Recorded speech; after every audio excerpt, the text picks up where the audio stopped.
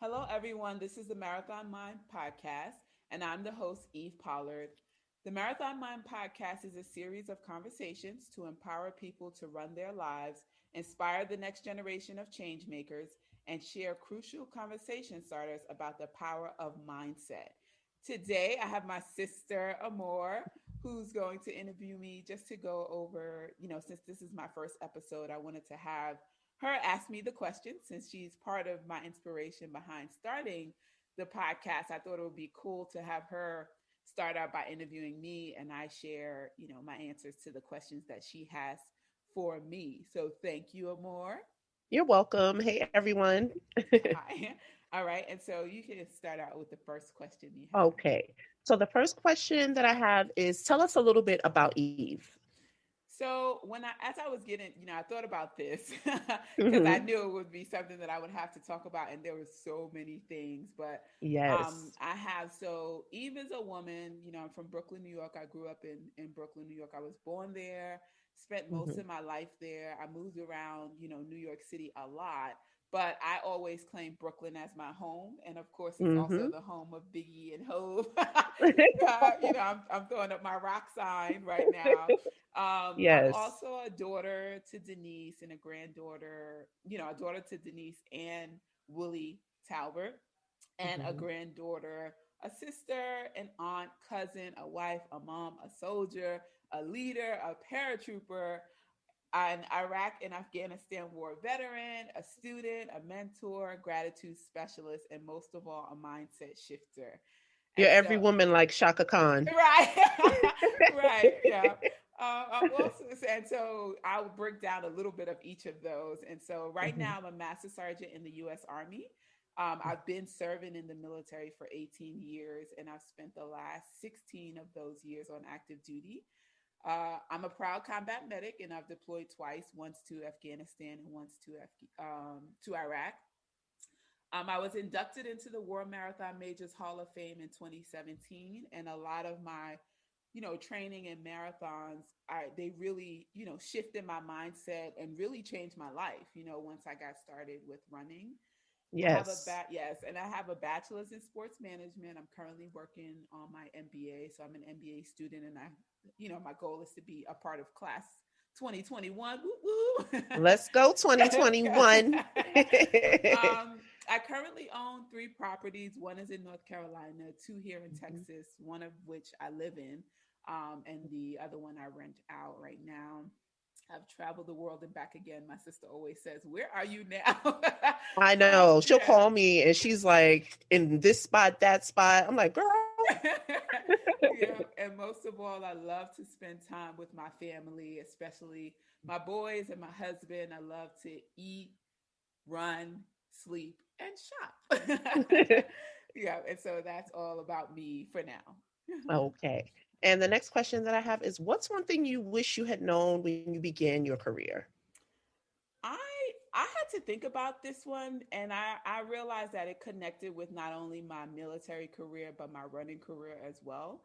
And I Hmm. wish I had known just how much your mindset matters, right? And I learned Hmm. so much through the process of my military career and my running career. And but the number one is mindset, and more importantly is how you train your mind and coach yourself Yes, in order to perform and show up at your best in whatever moment that might be. And so that's really what I learned, how important mindset is, which is why I started the absolutely. podcast. Yeah. Okay. Yeah. And what is your biggest failure and what did you learn from it? I I I don't like to think of things as failures, more Hmm. so. But if I had to think of one thing or select one thing, I would say that my biggest failure is that I'm a procrastinator. Like anything that I can think of, I try to think of Same, like sis, one. same. Right. I try to think of like one big failure or one big thing, and I don't Mhm. think that there was any one thing, but I Yeah. I know that one of the things that I fail at often is procrastination or doing things, ahead of time or whatever. So Yes. I don't procrastination think is it's ever failures. I think we like right. learn from those mistakes, if you Yes. will. You Yeah. shouldn't. Yeah. Yep. And so I'm a master procrastinator, right? And I like to put stuff off and I like to wait until the last minute. But what I learned from that, and really Hmm. my marathon training taught me, is that you can't always make up for lost time, right? And so That is true. sometimes you can, but there's other Hmm. times when you really can't. And that's just a life lesson that I've learned over Yeah. time. And it's like, there's some things that you can make up from, but I remember when I was training for my marathons, and you have like a 16-week schedule, and Hmm. throughout the week you're supposed to run 3 miles on Monday and 4 miles on Tuesday and 5 miles on Wednesday. And it's like, if I miss my 5 mile run on Wednesday and my 4 mile run on Tuesday, I can't really make up for that on Yeah, Thursday, you can get that time back. You can That's get right. those days back and that Mm-hmm. prep time back. Exactly. And so Yeah. that's probably one of those lessons that I've learned. Yeah. Okay. And what are the best resources that have helped you along the way? Besides the people in my Hmm. life, like my family members, they provided a lot of the support, to get me through a lot of the things that I've gone through in life. But I would Absolutely. say goal setting is one, a big one.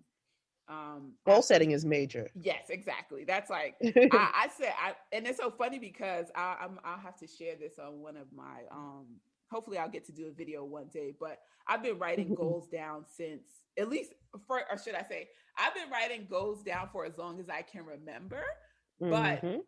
I have like a paper of when I was 9 years old of like the goals that I had for myself that I was like Yeah. writing out. Like 9 years old, I want to have a house and I want Uh-huh. $10,000. And the other resources I would say were journals for Hmm. sure. In the military, we get a lot of free like counseling and therapists and time with coaches and that type of stuff. And that stuff really has been helpful with anything, that I'm doing, whether it be starting a new job or trying to perform a certain task. I've been able to reach out to counselors and therapists and coaches, and it's really helped me. And I really feel like it's really like, no one, at the end of the day, you really have to make sure that you focus on the things that are going to help you along in your journey. And then Hmm. the other thing I had was really crying. Like, crying has helped me a Oh yeah, lot crying because is definitely therapeutic. You might feel like you're holding it in. exactly. You And know, it's you have a like, good cry. exactly. And so I had that here like as a main one, just crying because, it gives you a chance to feel what you're feeling, let it Yes. go, right? And do your best Hmm. to move on, because no one gives a fuck at the end of the day. No one cares. Basically. Like, no one cares about your problems. No one cares about your life. It's really on you to Hmm. get through it and really focus on. And so once I've done shedding my tears, I get out my journal, or write down what it is that I need to do, and then I, move Hmm. forward. It's helped me move along. So, Yes. I know you always talk to me about how the military has helped you mm-hmm. when it comes to dealing with your emotions and Yes.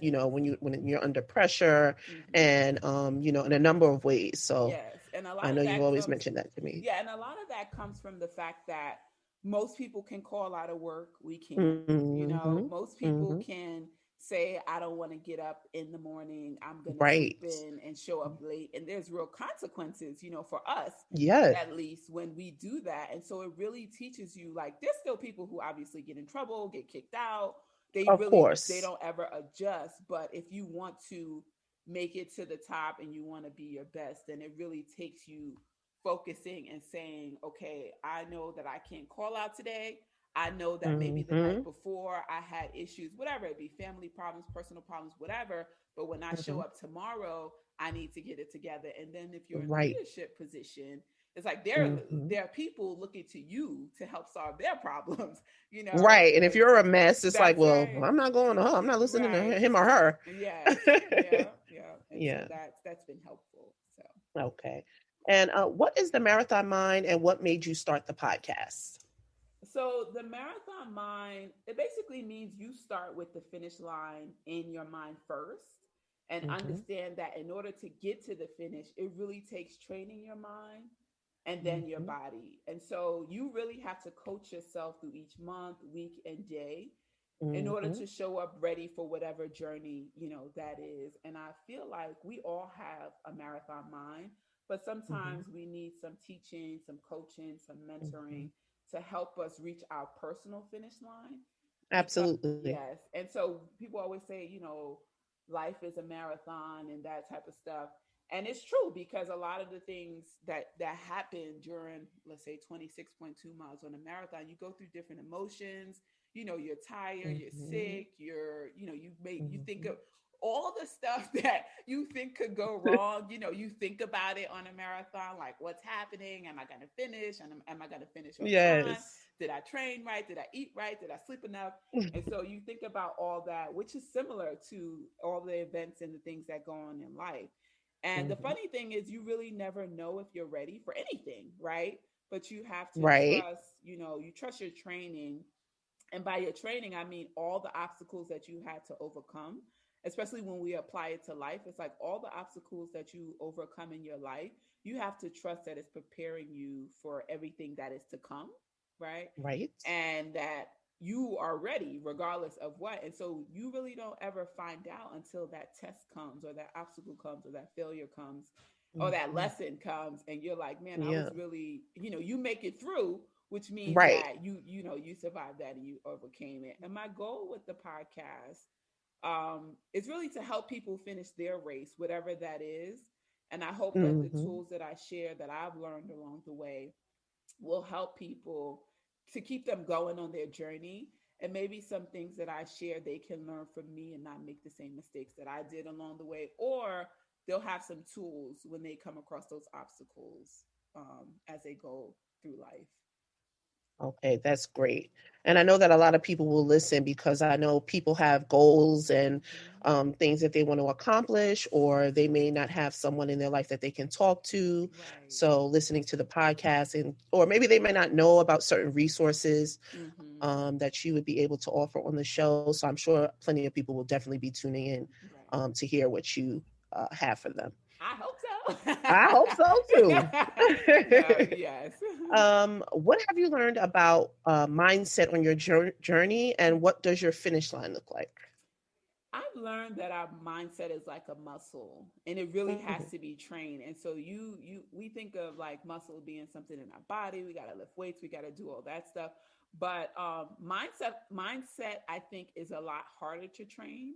And it's really hard to shift our mindset, really. So, Right. which is why it doesn't happen for a lot of people, Hmm. and I really believe it starts with, first, with self-awareness, and then Hmm. second, with brutal, like, honesty with yourself. So there's a lot of, Absolutely. yeah, and there's a lot of fear and Hmm. negativity tied with our mindset, Hmm. mainly because we naturally gravitate towards the negatives, whether it be in our lives or in ourselves. Hmm. So we really have to train ourselves to focus on the opposite of that. Yeah, And absolutely. and as you continue to, train yourself on the opposite of that, it starts to become a habit. And that's why I think gratitude is so important. And so many people, they gravitated towards The Secret when that came out, right? And it Hmm. was really popular. But the reality is, it's not magic. Like, it's really everyday shit that people have to get through, everyday You choices don't every have day. to tell me that. I've read all Right. kinds of self-help books and Yes. journals and Yeah. ciao, Yeah. And you it's know. like everyday habits and everyday Hmm. conversations that we have with ourselves, right? That no one else can Right. hear. Self-talk, Yes, that self you talk is know. so crucial. And the problem is, it Hmm. shows up in our lives, and we tend to, focus on more on the negative. And then boom, Yes. the cycle kind of starts over again. We're not able Hmm. to shift our mindset to something positive. We're not able to shift our mindset to a positive outcome, and then we end up getting the same outcome over and over, Over again. right? Yeah. And so there's three things, though, that I would say I do that help shift my mindset. And one is to take action. So whether that's a walk or listening to music, saying Hmm. my prayers, that really helps. Yes. I also try to focus on, um, things that I'm grateful for and why.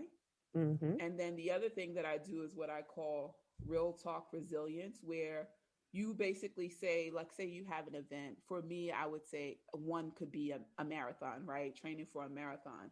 And there were so many times when I would wake up and I would say, I trained. I really don't feel like doing this. It's cold. I'm tired. Or whatever. Things It's could go. early It's because I've been early. with you, and Yes.